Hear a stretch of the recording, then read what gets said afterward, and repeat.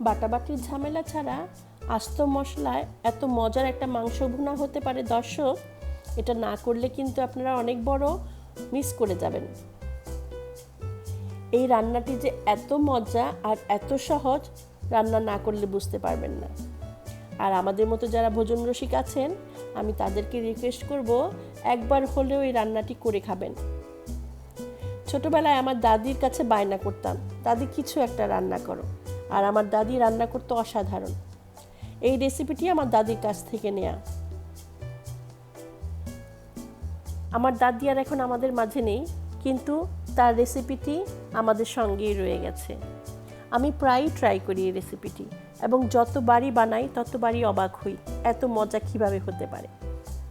তাই আজকে আমি আমার এই অথেন্টিক রেসিপিটি শেয়ার করব আপনাদের সাথে। আশা করি আপনাদের ভালো লাগবে। দর্শক আসসালামু আলাইকুম, আশা করি আপনারা সবাই ভালো আছেন। আলহামদুলিল্লাহ আমিও ভালো আছি। Welcome back to my channel. তাহলে চলুন, কাটা মশলায় মাংস ভুনা রান্না করতে কি কি লাগছে আমাদের আজকে। এখানে 1.5 কেজি পরিমাণ গরুর মাংস নিয়েছি আমি এই রান্নাটা করতে। মাংসটা হাড় চর্বি সহ নিয়েছি, কেটে ধুয়ে পানি ঝরিয়ে নিয়েছি। আপনি চাইলে খাসি অথবা ল্যাম্পের মাংস দিয়েও করতে পারেন। এখন এই মাংসটার মধ্যে আমি 1/2 কাপ টক দই দিয়ে মেখে নিব। এর সাথে আমি অ্যাড করব 1/2 টিস্পুন চিনি আর পরিমাণ মতো লবণ। এই 3টা জিনিস দিয়ে আমি মাংসটাকে মেখে একটা সাইডে রেখে দিব। এই মাংসটার টেস্ট হবে টক ঝাল মিষ্টি, খুবই সুস্বাদু হয় এই রান্নাটা।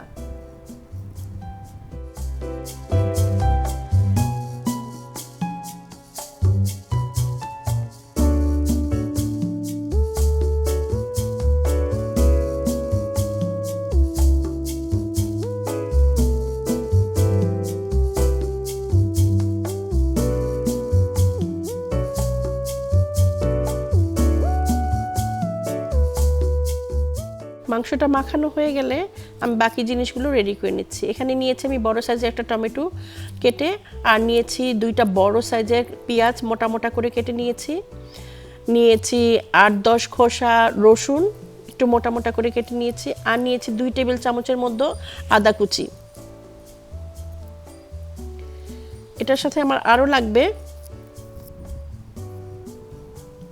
তেজপাতা একটা বড় সাইজের, নিয়েছি 1/2 টিস্পুন শাহি জিরা, নিয়েছি জিরা 1/2 টিস্পুন রেগুলার জিরা, মেথি নিয়েছি 1/2 টিস্পুনের চেয়ে একটু কম, আর নিয়েছি 2-1 ইঞ্চি দারচিনি, এলাচি 6-7টা, আর নিয়েছি কিছু শুকনা মরিচ। আর রাখবে রান্নার জন্য তেল। এখন একটি চুলায় পাত্র বসিয়ে দিয়ে পাত্রটা গরম হয়ে গেলে এর মধ্যে আমি পরিমাণ মতো তেল দিয়ে দিব। আজকে আমি রান্নার তেল আর সরিষার তেল দুটো মিলিয়ে রান্না করব। আপনি চাইলে শুধু সরিষার তেলেও রান্না করতে পারেন। এখানে আমি দুটো মিলিয়ে 1/2 কাপের চেয়ে একটু বেশি তেল দিয়ে দিলাম। এখন তেলটা গরম হয়ে গেলে এর মধ্যে আমি একে একে সব মশলা অ্যাড করতে থাকবো।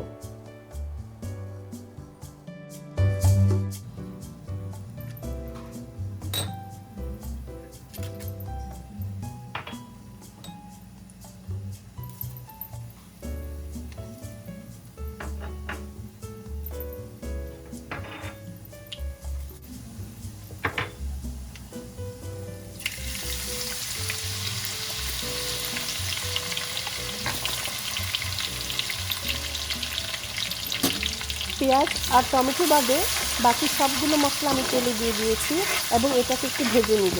এতে করে মশলা থেকে খুব সুন্দর একটা ঘ্রাণ বের হয়ে তেলের সাথে মিশে যাবে। একটু ভেজে নিয়েই এর মধ্যে এখন অ্যাড করে দিব টমেটো আর পেঁয়াজ।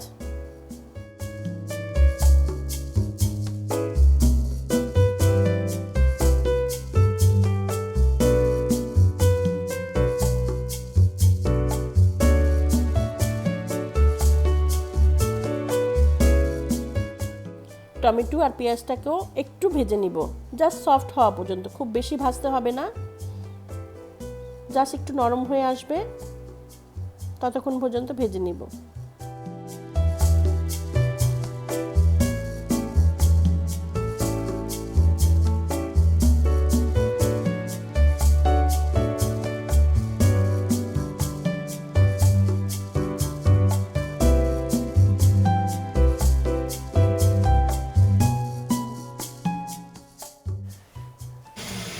2-1 মিনিট ভেজে নেওয়ার পরে এর মধ্যে এখন আমি সেই ম্যারিনেট করে রাখা মাংসগুলো অ্যাড করে দিব। এখন মাংসগুলোকে সব কিছুর সাথে খুব ভালো করে নেড়ে চেড়ে মিশিয়ে দিতে হবে। এর মধ্যে কোনো পানি অ্যাড করব না। মাংস থেকে আর টক দই থেকে যে পরিমাণ পানি বের হবে এতে করে মাংসটা খুব ভালোভাবে কষানো হয়ে যাবে।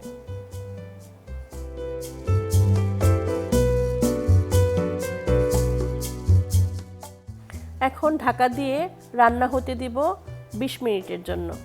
এর মাঝে আমি একবার দুবার নেড়ে দিব।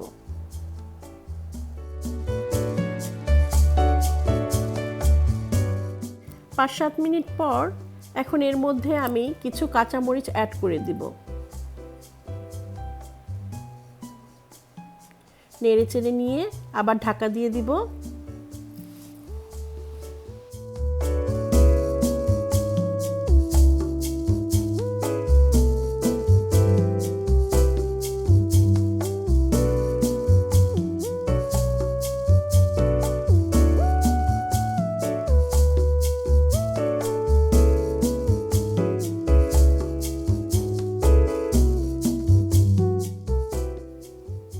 দর্শক, ফিরে এলাম ঠিক 15 মিনিট পরে। দেখি মাংসের কি অবস্থা। এখন মাংসের পানিটা শুকিয়ে এসেছে, তেলও উপরে চলে এসেছে। এখন আমি মাংসটাকে নেড়ে চেড়ে নিয়ে একটু পানি অ্যাড করে দেব।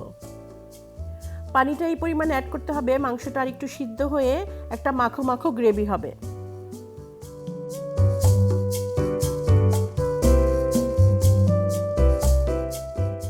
আমি এখানে 1 কাপ পরিমাণ গরম পানি অ্যাড করে দিলাম। বাস, এখন নেড়ে চেড়ে নিয়ে আবার ঢাকা দিয়ে দিব 10-15 মিনিটের জন্য।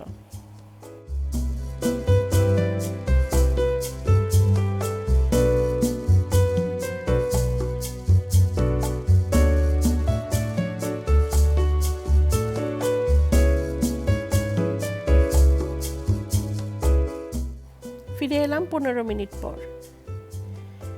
মাংসটার পানিটা অনেকখানি শুকিয়ে এসেছে, একটা মাখো মাখো ভাব এবং খুব সুন্দর একটা কালার এসেছে।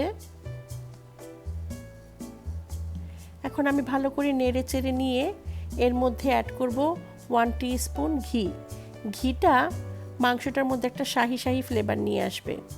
আর এত সুন্দর একটা অ্যারোমা বেরোচ্ছে দর্শক, না বানালে বুঝতেই পারবেন না। তাহলে আর দেরি কেন, আপনিও বানিয়ে ফেলুন আপনার পছন্দের মানুষটির জন্য। রান্না তো কম বেশি সবাই করতে পারে। With a little help anybody can cook. আশা করি দর্শক আমার আজকের এই রান্নাটি আপনাদের সহজ লেগেছে, আর সহজ রাখলেই আমার সার্থকতা। রান্নাটি যদি একটু ভালো লেগে থাকে দর্শক প্লিজ আমার চ্যানেলটি সাবস্ক্রাইব করতে কিন্তু ভুলে যাবেন না। পাশে থাকা বেল আইকনটি প্রেস করে দিবেন, এতে করে নতুন ভিডিও নোটিফিকেশন পৌঁছে যাবে আপনার কাছে। লাইক আর কমেন্ট করবেন প্লিজ। শেয়ার করুন আপনি আপনার ফ্রেন্ডস অ্যান্ড ফ্যামিলির সাথে। হয়ে গেল আমার কাটা মশলায় মাংস ভুনা। এটা এখন আপনি পরিবেশন করতে পারেন রুটি অথবা পরোটার সাথে, ভাতের সাথেও মন্দ লাগবে না। দর্শক আজ এই পর্যন্তই, আবার দেখা হবে নতুন কোনো রেসিপি নিয়ে। তার আগ পর্যন্ত সবাই ভালো থাকুন, সুস্থ থাকুন।